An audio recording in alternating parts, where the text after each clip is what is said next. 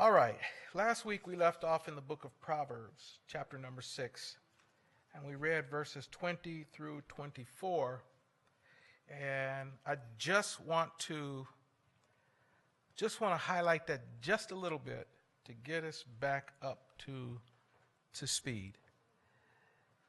In the book of Proverbs, when you read it, if you apply this principle, which is the Father is God, when it talks about your father, the mother is the church, the son is the sons of God or the saints.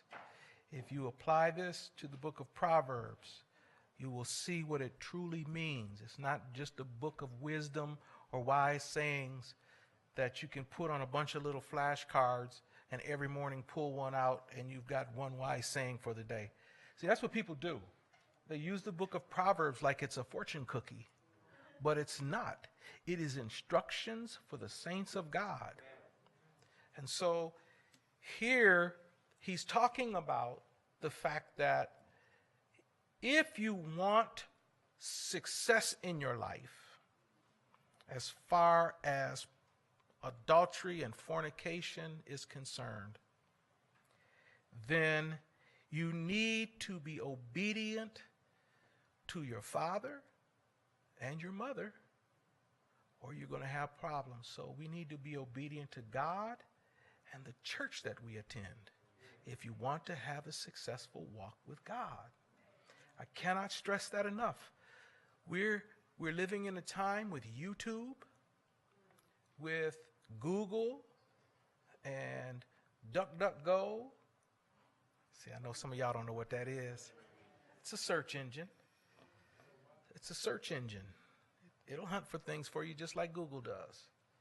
And I'm not being paid anything by them to advertise their... We're living in a time when people have an unprecedented amount of access to information. And what that has done is caused people to feel like, I don't need to go to church. I can learn this on my own. But you can't learn it on your own. You need someone to give you the sense of the word. That's what he says. It says that in the Bible, that the word of God was broken down and the sense of it was given to the people. So you can read it all you want, but without someone to help guide you through it, you're not going to get an understanding. Isn't that what the eunuch said to Philip? He said, do you understand what you're reading? He said, how can I without somebody to guide me? The principle is all over the Bible that we need to have someone. And the results of rebelling against the system that God has established is also well documented. When the children of Israel were in Egypt, which one of the princes, of the 250 princes of the children of Israel, which one of them brought them out? Not a single one of them. But as soon as they got out, all of a sudden, here comes Korah, Dathan, Abiram, and 250 other of the upper of the people, and told Moses, we got it from here. We don't need you. Matter of fact, we're just as holy as you are. And what did God do? Opened up the ground, swallowed them up, and closed the ground back up on top of them. You cannot defy the system that God has and be successful. It never works. So he talks about this, about the fact that he said that, my son, keep thy father's commandment and forsake not the law of thy mother. Bind them continually upon thine heart. Tie them about thy neck. When thou goest, it shall lead thee. When thou sleepest, it shall keep thee. And when thou awakest, it shall talk with thee. For the commandment is a lamp, and the law is light, and reproofs of instruction are the way of life. Now, isn't that what it says that the ministry is good for? Reproof, rebuke, instruction, correction. Isn't that what it says it's good for? Where do you get that? From the Bible? Oh, no, no, no. You get that when you come to church and the word of God is being preached and taught. That's when we're being reproved and rebuked. So even in the Old Testament, this principle is here. The commandment is a lamp, the law is a light, and reproof of instruction are the way of life, to keep thee from the evil woman, from the flattery of the tongue of a strange woman. We must be faithful, not to just the word of God, but to attendance and the listening to the teaching and the preaching of the word of God. Matter of fact, I would much rather, if the saints is going to skip a day, to skip a Sunday. Because Bible class is truly for those that are saved. Sunday is to get folks saved, but the rest of the Bible classes is to keep folks saved. Now, I'm not saying to skip service. I had to be clear about that because some folks will come back later and say, well, didn't you say? I'm saying if you have to miss a day, Sunday's preferable over the day that you get instruction and reproof and correction and enlightenment. It's far better to learn how to live holy than how to get the Holy Ghost. So what does it say? What is this instruction, the commandments? What is it all telling us? What is the church teaching us? Verse 25, lust not after her beauty in thine heart, neither let her take thee with her eyelids. For by means of a whorish woman a man is brought to a piece of bread, and the adulteress will hunt for the precious life. Now, I'm just going to stop there for a moment, and then we'll continue on. But I want you to consider this. Where does it start? In the heart. Is he saying that you can't notice that a woman is beautiful? And listen, I know the times are different, and women are more open about their feelings. This is not talking about a male-female thing. It is talking about the saint of God. To the saint, if you're a man, don't look at her, don't lust for her beauty. If you're a woman, don't lust after his beauty, after his strong muscles and whatever it is that you like in him. Don't do that. So that's the point of this. If you find yourself lusting for someone, then it's going to bring you to trouble. But it's not just the lusting, because he goes a little bit further and says, don't let her take you with her eyelids. You know, I think they used to call it cow eyes. Your eyes get all big and round and dreamy looking, you know. Don't let them eyes fool you. Now, if you single and she's single and you both have the Holy Ghost, go on and look at each other's eyes. Don't fall into fornication, but go on and let them dreamy eyes draw you in if you want to. Then get married. Hallelujah. Get married, and then you won't be in trouble. But this isn't talking about single folks. This is talking about married people.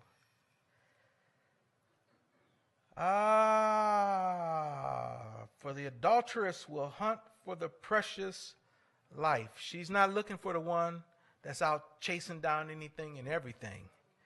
She's looking for the one that's claiming to be doing right.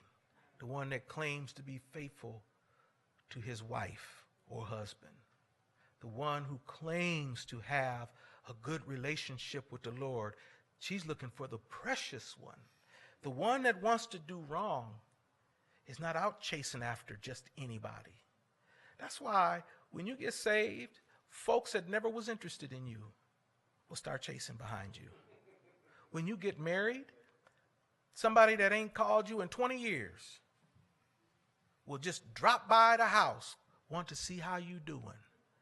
When I first got married, there was a girl that I went to school with. She was very pretty.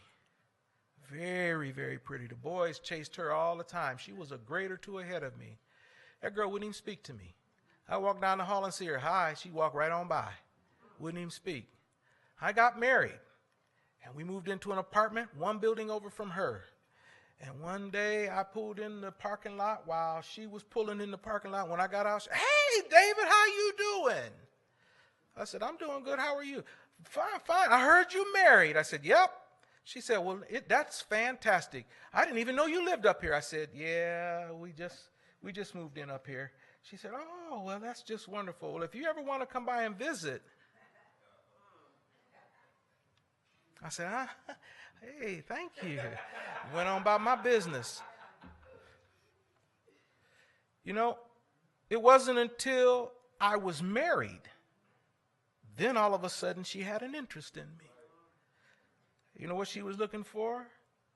The precious life. Years later, somebody told me, I asked them about her, and they said, "Yeah, she is a home wrecker. All she does is fool around with married men. That's all she's interested in. If you're not married, she don't want nothing to do with you." You know what she's looking for? The precious life. She's looking to destroy something. She's looking to have what she's not supposed to have. There are people like that. It is far more prevalent among men who are looking for women. But don't be fooled. The tables is turning. Women are chasing men just as hard now. And then he asked the question, can a man take fire in his bosom and his clothes not be burned? Can one go upon hot coals and his feet not be burned?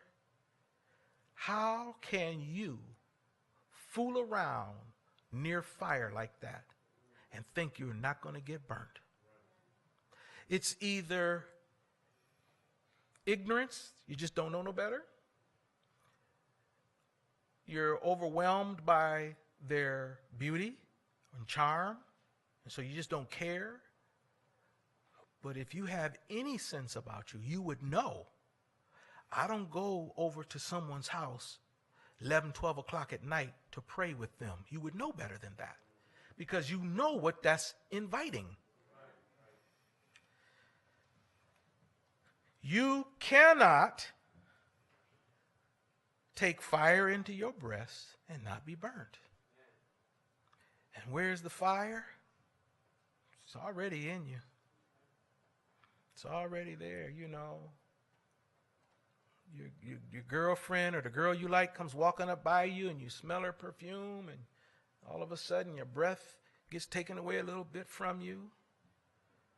You stir it all up on the inside. And then whatever she says, yeah, I'll do that. We get silly acting.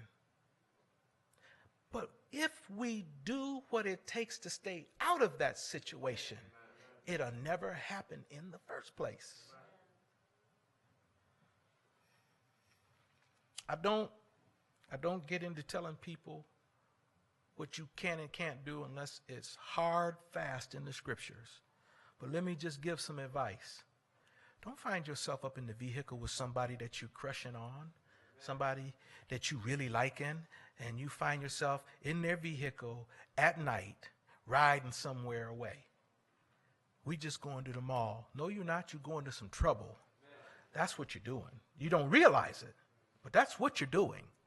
All right, I'll move on. So then he brings it in verse 29. And he says, so he that goeth in to his neighbor's wife, whosoever toucheth her shall not be innocent. Now, this is important because we feel like sometimes that we have a good reason for doing what we do. Hollywood has played a part in this and made us feel like there are times when it's appropriate to violate the law of God. They have a movie on, Lifetime, and some man is beating on his wife and he don't treat her worth nothing, and she's an innocent poor little lamb just trying to do the best she can to make her husband happy, and he's just a chump. He's not gonna have no part of it. He's just gonna be mean to her. And then next door, a new man moves in, Prince Charming. He's just very nice. He sees her for what she's worth, the value that she has. And the whole time we're rooting. I sure hope she runs away with him. All you're doing is rooting for wrong. You know what she should have done? She should have thought about it before she married him in the first place. Should have dated for a while. Should have been looking for signs and symptoms. Should have spent some time with his family and found out. Because you know what kinfolk will do? They'll laugh and joke and play, and they'll tell all your business. They'll do it. You hang around them, and they're, Joe, he's the kind of guy that when his potatoes is not cooked right, he just blows up. I remember one time he blew up on Mama because you should be thinking about that. They'll tell. And sisters, the way a man treats his mother, the way he treats his sisters, you are even lower than that on the list. He'll treat you much worse once he got you. You should be looking at those kind of things, not looking at television to tell you, well, there's always other options. When we get married, it's for life. He said that if you go into your neighbor's wife, I don't care what the circumstances are. I don't care how mean her husband is. That doesn't give you a right to violate the covenant that they have. I don't care how bad he treats her. Doesn't give you a right, if I can say it in biblical terms, what's his name? Samson. We got kids. I'm going to be nice. It doesn't give you a right to go plow with his heifer. Doesn't give you the right to do that. I don't care how he treats her. She's not yours. And vice versa, sisters. It doesn't matter how bad somebody's wife treats them. That doesn't mean that they're on the market. Amen, anybody? Amen. That's truth. But television, magazines, those kind of things, they teach us, books will teach us that it's okay under certain circumstances to commit adultery. It's all right. But the Bible says, whosoever toucheth her, you're not going to be innocent. I don't care what the circumstances are, God's not going to let you get away with that. He goes on in verse 30. Men do not despise a thief if he steal to satisfy his soul when he's hungry. Now, this seems like it just comes out of the blue and has absolutely nothing to do with what we're talking about. Doesn't it? Or does it make sense to you? It makes sense? It does? All right. A man won't be angry at somebody that steals if they're desperate. What's that got to do with marriage, though? Say what? Stealing somebody else's wife? That's exactly what it's talking about. See, a man will forgive you for stealing from him if it's found out later how desperate you needed what they had. They can get over that. You come home and find out that someone broke in your house and stole something, and they finally catch the thief that stole what you had. Come to find out that they needed medication. His child needed medication, and he just didn't have no money, broke in to steal just so he could get medicine for his kid. We'll say, you know what? It's wrong what they did, but I understand that. See, that's the way we'll look at it. But then he goes on and he says, but if he be found, he shall restore sevenfold. He shall give all the substance of his house. So there's a way to pay that back. There's a way to make it right. But whoso committeth adultery with a woman lacketh understanding. He that doeth it destroyeth his own soul. So, now, I can understand someone doing wrong if they make it right. But how do you make it right when you commit adultery? How do you do that? Oh, well, he goes on a little bit further. He says, a wound and dishonor shall he get. It's going to hurt you. And his reproach shall not be wiped away. You ain't fixing that.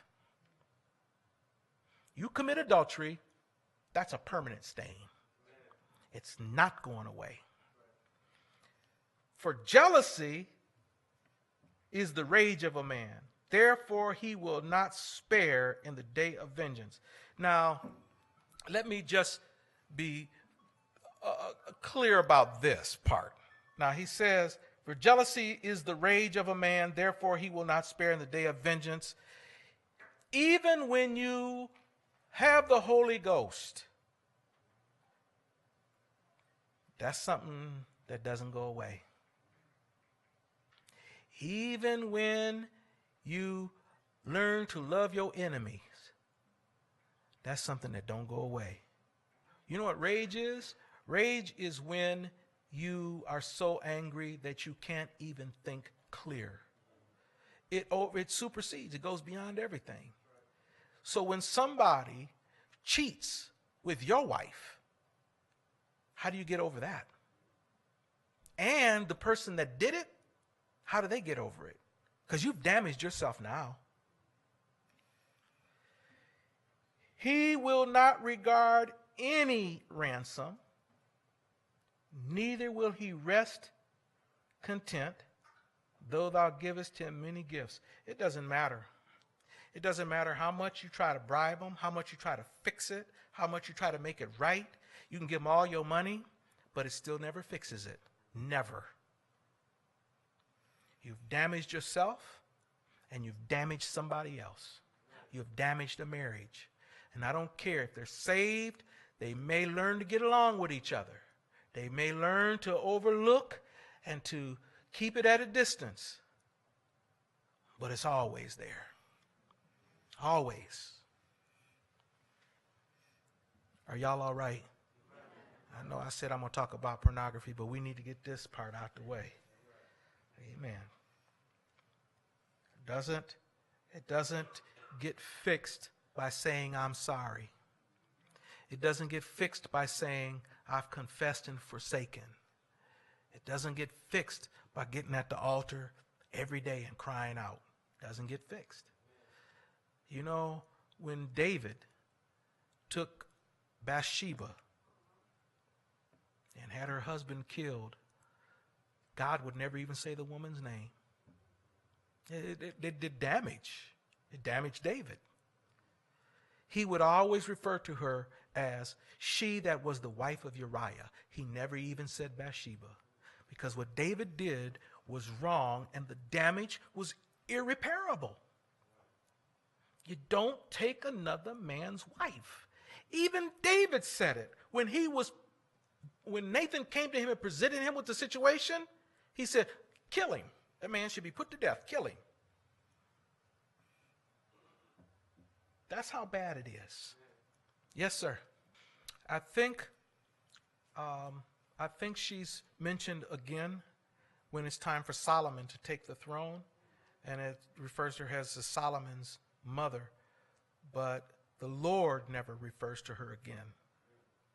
And you bring up a point about this. A lot of times we think we've got a good reason to do something and it's going to be okay. But you can't outdo God. And if God says that there's a punishment for the crime, there is. It may look like it was unfair what God did. David sinned, but the child died. See, when he committed adultery with her, he got her pregnant. And as a result of that, he has the man put to death, her husband put to death. He takes her and makes her his wife. And when the child is born, is very ill. And David fasts. He won't eat. He won't drink. He wouldn't speak pleasant to any of his advisors. They thought the man was going to execute him just for telling him that the child was dead.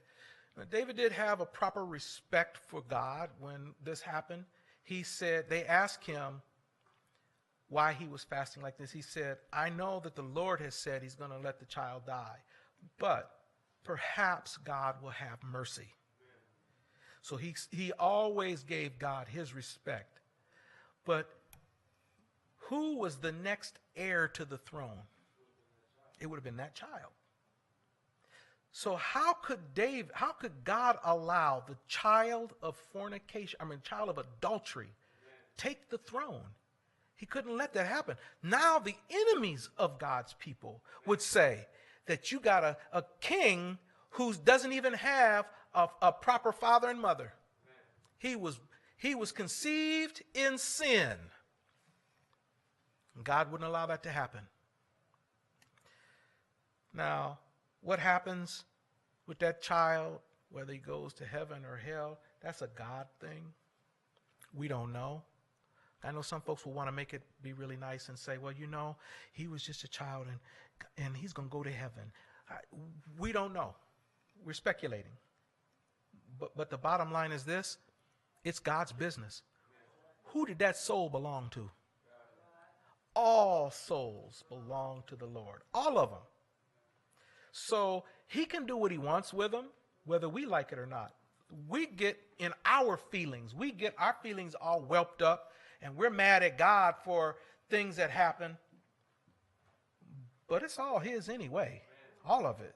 You can't be angry with him for doing what he wants with his own stuff. In the book of Ephesians, if you go there in chapter 4, just remember that a life was lost in this circumstance. A life was lost because of it. You don't know the damage that you're causing when you commit adultery or fornication. Amen? You don't know. All you know is the Bible says you will not be guiltless. God will get you. In the book of Ephesians, chapter 4 and verse 19. Who being past feeling have given themselves over unto lasciviousness to work all uncleanness with greediness.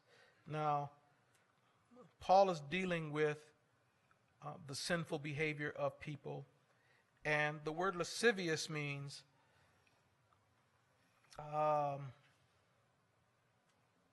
revealing an overt and often offensive sexual desire, wanting to cause the feeling of unwholesome sexual desire, lustfulness, lewdness, wantonness. So this is not being lustful. It is trying to make other people lust after you. You want to see where lasciviousness is? Just go to the beach on a hot day. You'll see all kind of lasciviousness. Those are people. You can't make me believe that a piece of shoestring is what it requires for you to feel comfortable on a hot day. It takes a lot more than that. Y'all know what I'm talking about. All that is doing is trying to get people to look at you and want you. That's all that is. They're not doing it because it's the fashion. They're not doing it because it fits the bill kind of a thing. It's not like that.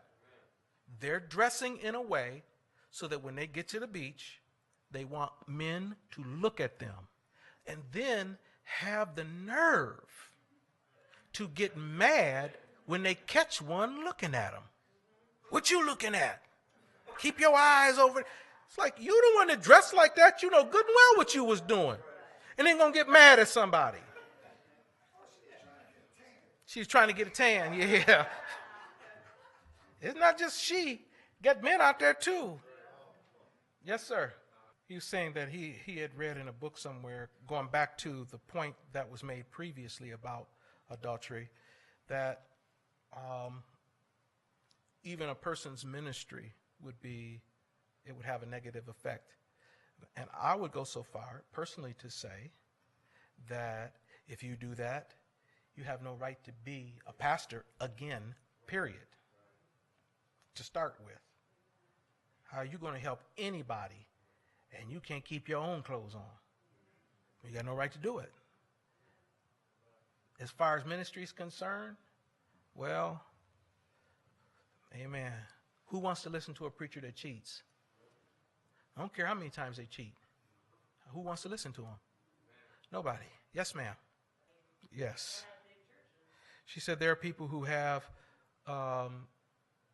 preachers that have a wife on the front pew and the mistress on the second pew and got kids by different women in the church, and they know about it and they allow it. Yes, that is people who want to do wrong too.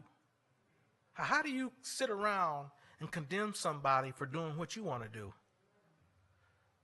How do you do it? You get caught stealing at work, and then you're going to come around and say, y'all need to fire him. He's been stealing. Well, you got caught. So how do you do that? And there's another scripture that talks about them that hold the truth in unrighteousness. You know you're wrong, but you're just going to keep the truth back to make sure. Elder Scott used to say this, and it's made me suspicious, but maybe I'm just wrong. But he said, anytime you see a church whose name is Grace or Greater Grace, that's a pastor that's done got caught in adultery and has changed the name of the church to Grace to show that the Lord can cover. Now, I'm sure that's not true all.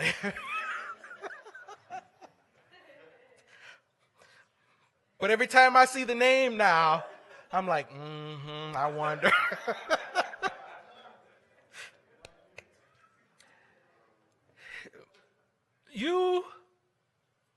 You effectively disqualify yourself from God's ministry when you do that. Now, does that mean that the church is going to fire you? Nope. Does that mean the organization is going to kick you out? Nope. Does that mean the saints is going to walk out on you? A lot of times, no. But I'm not sitting under anybody that's an adulterer. I'm not going to do it. As far as I'm concerned, you're disqualified from the ministry. As far as I'm concerned, God's grace is sufficient. It will cover you, but you're not preaching anymore. Amen, preachers. Amen. Keep your clothes on. All right. Or we'll be singing that song. Fare thee well, so long. Amen. We, as the people of God, we should hate the things that God hates. We should love the things that God loves. And God says that he's against it. Now, the reason why I'm dealing with fornication and adultery is because that is what pornography is. We are paying to watch people have sex with someone that they're either not married to or with someone that's not their spouse or with their spouse. But any way you slice it, you are paying to participate in their sin. I don't know if I said that last week. I was truly disturbed by the woman that they brought before Jesus. That's the craziest thing. How did they just happen to catch this man and woman in adultery? How did they just happen to catch them? That was a setup. And we have to be careful that we don't get so obsessed with what we think is right that we're willing to help, encourage, pay, whatever, to get somebody to do wrong just so we can show just how wrong they are. That should never be our goal. And that's what they were doing. I don't know if they knew that this had been taking place, if they had paid the man to go in there and to, if they, whatever, however it came about, they didn't just accidentally walk on them in the very act, because that's what they said. Oh, we caught her in the very act. That wasn't an accident. But they were so determined to trap Jesus, they were willing to get somebody to do wrong, to sin in the eyes of God, just so they could trap up Jesus. We have to be careful with that. We have to be careful not to encourage someone to do something wrong just so we can say, see, I told you they was wrong. It should be the other way around. We should be trying to encourage them to do right. Maybe they'll straighten up and do right. In the book of Romans, chapter 12 and verse 9, it says, let love be without dissimulation. Abhor that which is evil, cleave to that which is good. The word abhor means to hate. Hate that which is evil. Can anyone in here just play the devil's advocate with me and tell me any circumstance where pornography is not evil? Can anybody? Because you can't say, well, they were desperate and need to make money. No, McDonald's is hiring. Yes, sir. He said when he was in Texas, he was doing some mission work down there, and he went to, you were talking to a madam, I guess is what that would be. Yeah, she's running the prostitutes. Oh, she was running the organization that was trying to help pull the women out of the sex industry and was defending them. She was saying it wasn't sin, it was a defense mechanism. I can't even begin to wrap my head around that. A defense against what? Anyway, it's violating multiple things in the scripture. It violates fornication. And one of the things that we have to be so careful of is there are things that God put in us. Hunger. God put that in us. Because if he didn't make us hungry, we would just forget to eat and die. Thirst is something else God put in us. God put it in us to want companionship. Didn't he say that in Genesis to Adam? It is not good for man to be alone. Didn't he say that? Why would God say that it's not good for man to be alone? Because he knew what he put in man.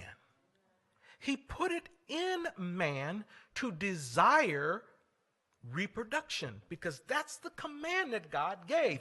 Be fruitful, multiply, and replenish the earth. He gives this command to the animals, and they're doing it. Then you got Adam sitting over by himself, watching all this take place, and he's like, oh, it's not good for man to be alone. I need to get somebody to help him.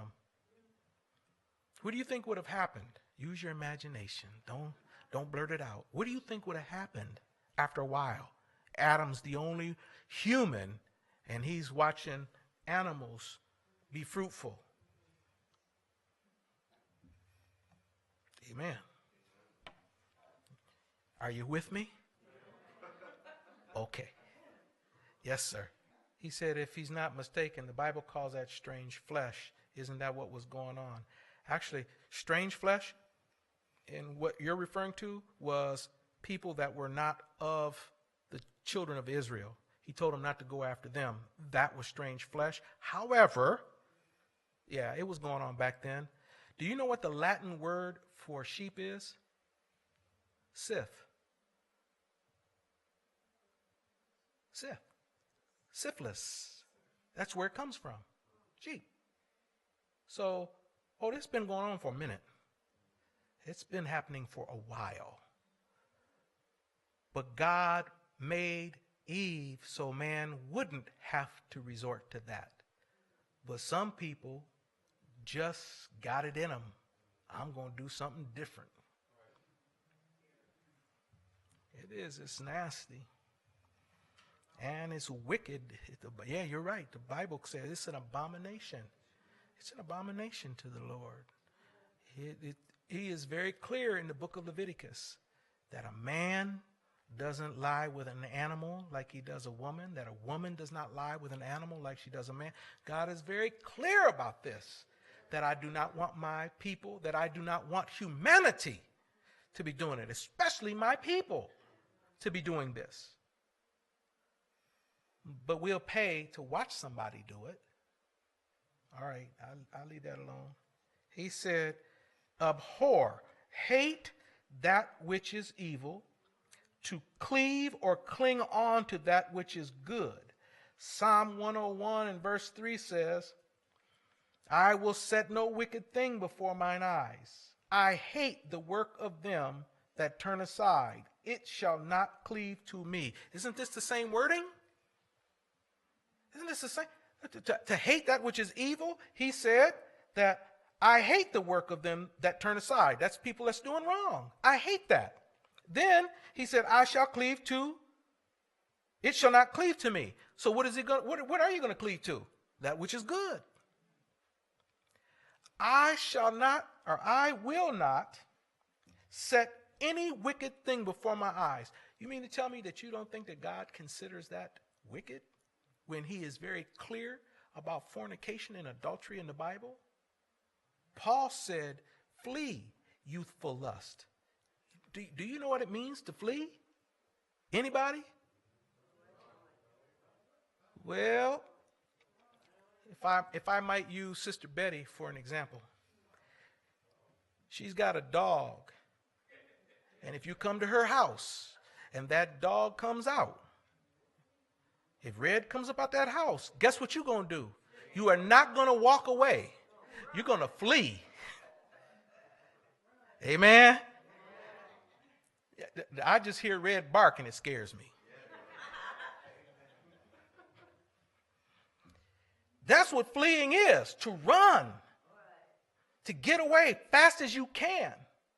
He said, flee youthful lust. Get away from it the best you can, fast as you can. Whatever it is that causes you to have it, because it's in you.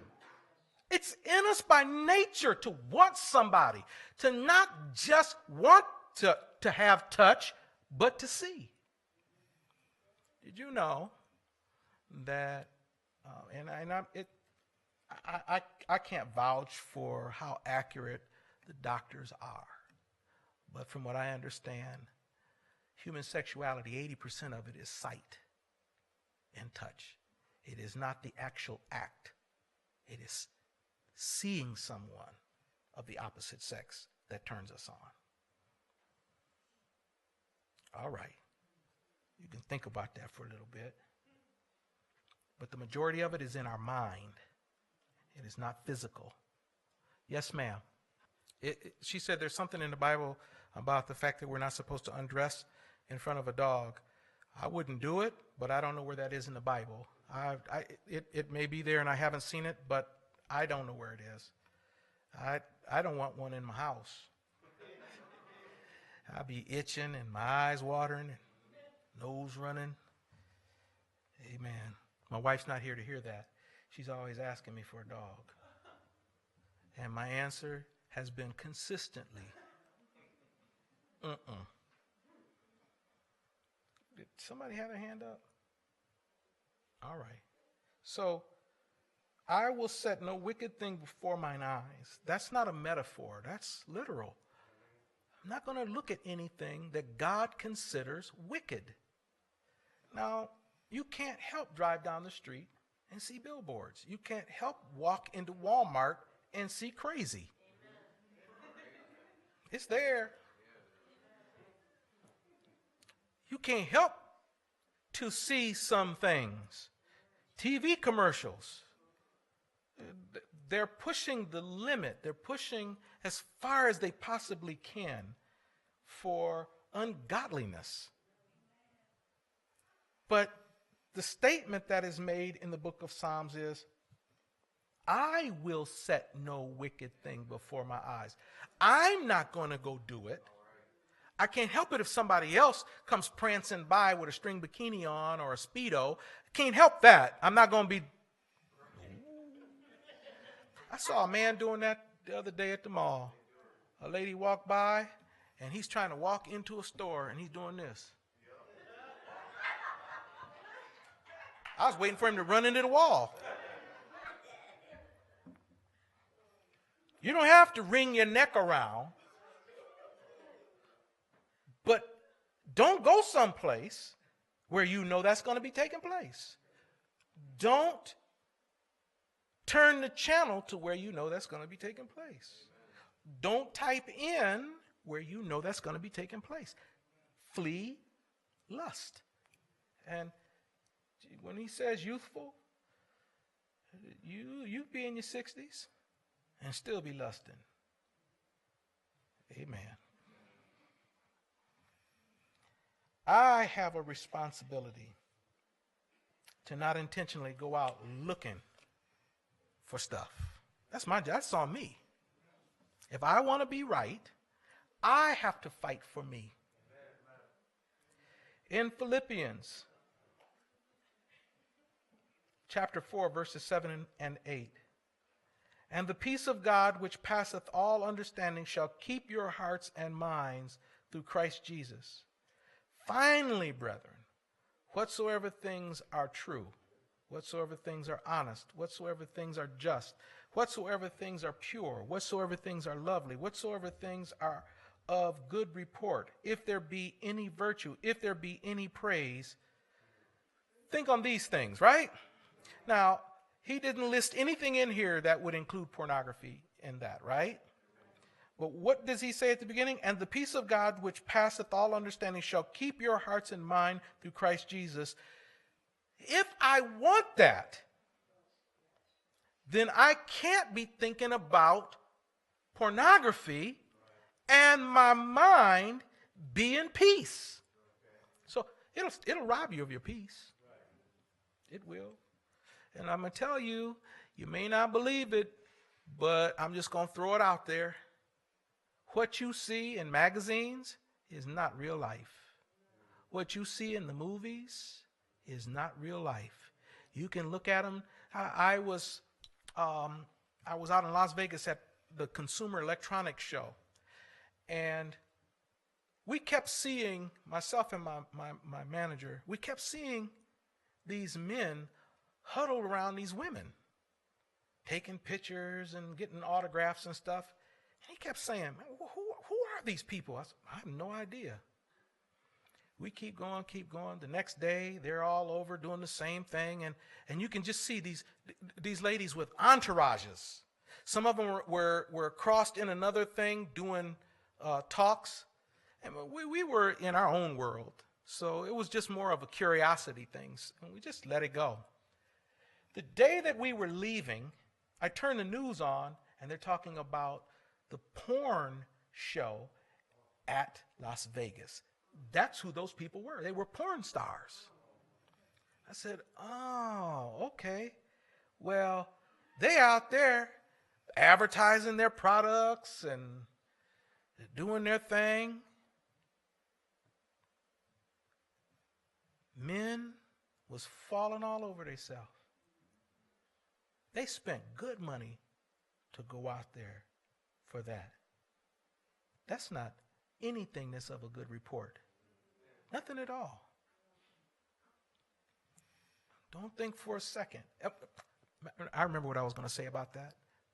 They were talking to one of the ladies on the news. They were interviewing her, and the newscaster said, "What do you think about these new high-definition cameras that are coming out? Is that going to help your industry?" She said, "Absolutely not. Now they'll see all of our imperfections." They don't want that. They want you to think that their bodies are perfect.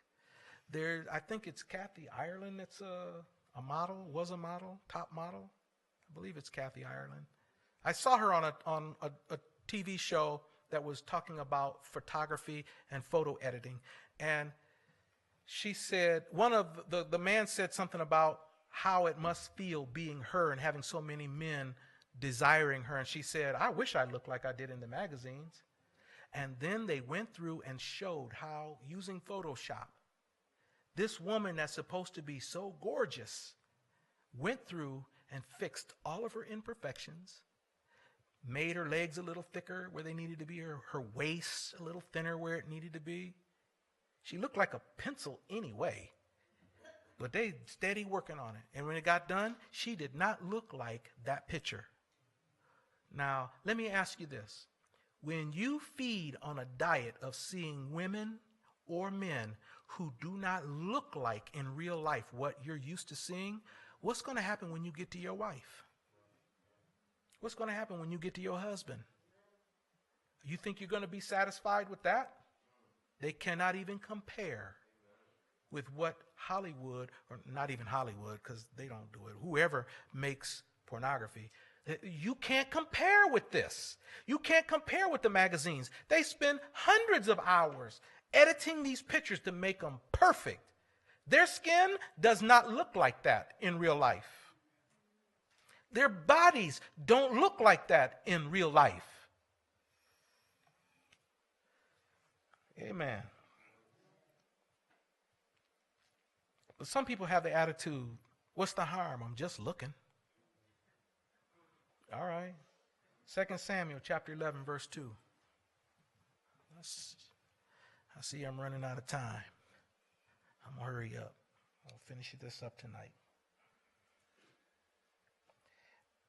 2 Samuel chapter number 11, verse 2. And it came to pass in the eventide that David arose from off his bed and walked upon the roof of the king's house. And from the roof he saw a woman washing herself. And the woman was very beautiful to look upon. Now, that's all. He's just looking. Right? Verse 3, and David sent and inquired after the woman. So it didn't just stop at looking.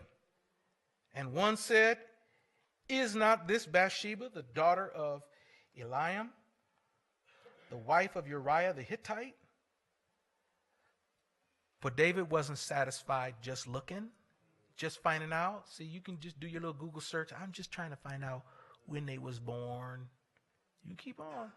All right, here he goes. And David sent messengers and took her. And she came in unto him, and he lay with her, for she was purified from her uncleanness, and she returned unto her house. They have slang for that today. I'm not going to use it, but let me just tell you, one night stands just don't work. See, he thought he was going to be able to do that, send her on home. He's taken care of, she's taken care of. Who's going to ask? We didn't realize she's pregnant now. One night stand. Somebody died because of that. And you know where it started? Just looking. He didn't do this when he walked out on his porch. Ooh. He didn't do that. He stood and watched. And after he watched for a while, he said, hey, come on here. Who is that? I want her. That's what it does. You look, it makes you want something. And after a while, when you keep looking and your wife don't look like that, you go out looking for somebody that does. When your husband don't look like that, you go out look for somebody that does. It's dangerous.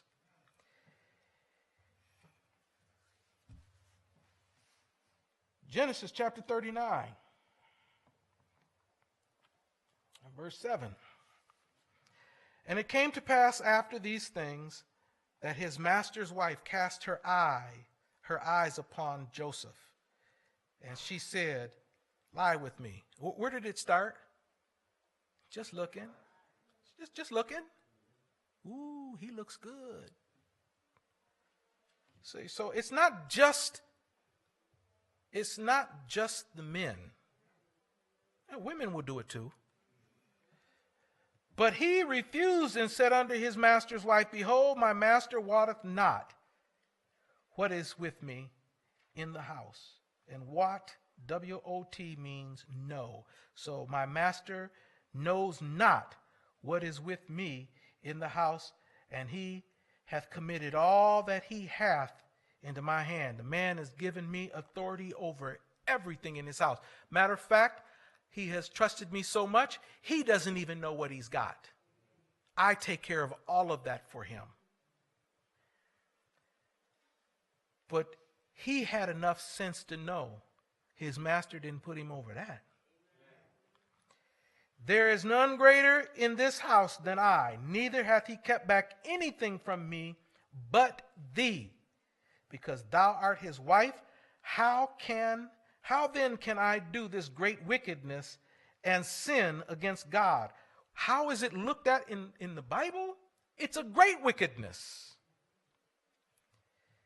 And it came to pass, as she spake to Joseph day by day, that he hearkened not unto her to lie by her or to be with her. So she's really playing him. Just come lay by me. Because it's clear. He wouldn't lie by her or be with her.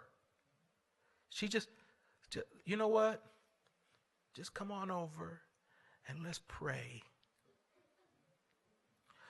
Ooh, I'm so tired. I'm just going to lay down while you pray. Well, I'm tired too. We'll just get on the bed and we'll just lay here together. See, this the kind of shenanigans this sister was pulling. Mrs. Potiphar was pulling. Joseph was doing the right thing. This man has trusted me with everything. Now, in all fairness to Joseph, he couldn't just walk out and quit because of what she was doing. He couldn't just say, hey, the pressure's too great. Hey, love you, Potiphar, but I'm gone. He couldn't do that because he was a slave. And you know what slaves were used for back in this day? They were used for a lot more than just cleaning the house, taking care of yard work. They took care of the other physical needs too. But Joseph had enough sense to know, I'm not going to sin against God like this. In verse 11, it came to pass about this time that Joseph went into the house to do his business, and there was none of the men of the house there within. And she caught him by his garment, saying, Lie with me. And he left his garment in her hand and fled, and got him out. Brother took off running. Don't be afraid to run.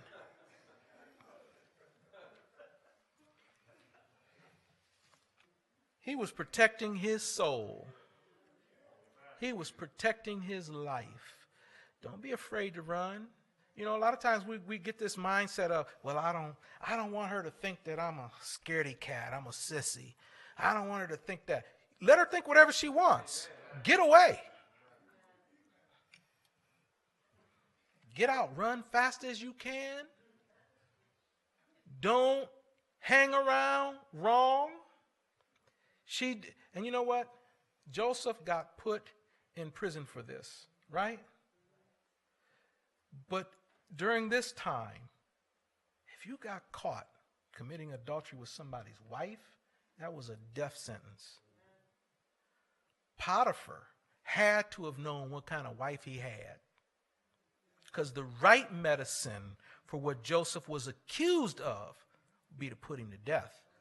But Potiphar didn't do that. He just put him in prison. So God was working in that situation.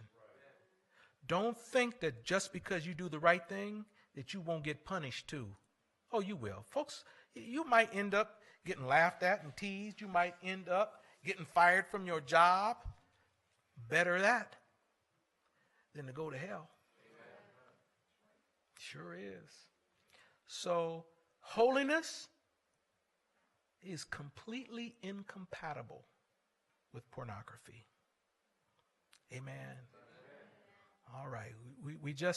There's nowhere in the Bible where you can make it be an innocent thing, where you can make it be okay under certain circumstances. We need to just leave it alone. It's sinful. It's wicked. even if you get it for free, because some people have said, well, I don't pay for it, I get the free stuff. Somebody's paying. It is. You're paying to get access to the content even if you don't pay for the content, and I'm not trying to loophole it. They don't do it for free. Somebody's paying for this. You know what? I was looking at a documentary about it, and someone said, how do you stop the porn industry? And they said, stop buying it. People only do what they can make money at. If nobody pays for it, if everybody stops looking at it, they'll find something else to make money off of. But you know, they're making so much money with it. What's their incentive to stop? And I've said this before. With the internet, every single device that connects to the internet has an address built into it. There are no two devices in the world with the exact same address. If it did, then they both would get whatever you're looking for. It would end up on both computers. So no, there's strict rules, even in countries that are closed off from the rest of the world, like North Korea. There are strict rules, and all of them abide by that because they don't want you getting their information either. So everybody abides by this. And with that address, it doesn't even matter if I left my house and went to Florida, my phone still has that same address in it. And they can track what you're downloading and what you're viewing by that. That's why if you go looking at shoes online, you type in shoes into Google, the next time you open up Facebook, they're going to have shoe ads in there. That's because they're tracking all of this. They show tracking where pornography is at its biggest, and it's down south in the Bible Belt. That's where the most pornography is bought in this country, in the Bible Belt. What does that say? A whole lot of folks talking about God, but a whole bunch of them is not living for God. Child pornography, male, homosexual pornography, male with children, the largest portion of that is in Arab countries. Now, they want you to obey Sharia law, and they doing that. I'm not doing anything anybody. You that wicked? Children? They said it's a common thing to see them over there walking, a man with a young boy, because according to their religion, it is sinful to have sex with a girl, with the opposite sex. But their Bible doesn't say anything about sex with the same sex. So they'll have boys walking around with them. It's perverse. I don't care how they try to justify themselves. Cover yourself all up and try to look all holy and spiritual all you want to. It's perverse. More child pornography is sold, is distributed over there than anywhere else in the world. Yes, ma'am. Yep. She deleted someone off of her Facebook account, and an hour or so later, it popped up and asked her, was she sure that she wanted to delete them? Oh, yeah. Because the more interactions, the more people that you're in contact with, the more they can track what you're doing. So this is important. It's important for you to be able to chat with your friends so that they can see what you're interested in and still be able to give you advertisements. You start cutting that off, then they start losing traction, and they don't want to do that. Amen. Anything else? Yes, ma'am. She said, wouldn't it be pornography also male and female strip clubs? Yes. But now listen, don't mistake that with where the Bible says, thou shalt not uncover the nakedness of thy father's wife or thy sister. When it gives that, there when he says uncover the nakedness, that means having sexual relationships with them. But yes, ma'am, that is true. Strip clubs, all of this comes under the category of pornography. whether you're simulating it or watching someone else do it, it's all comes under that. We have no business looking at the nakedness of other people intentionally. Amen. All right. Anything else? Stand up.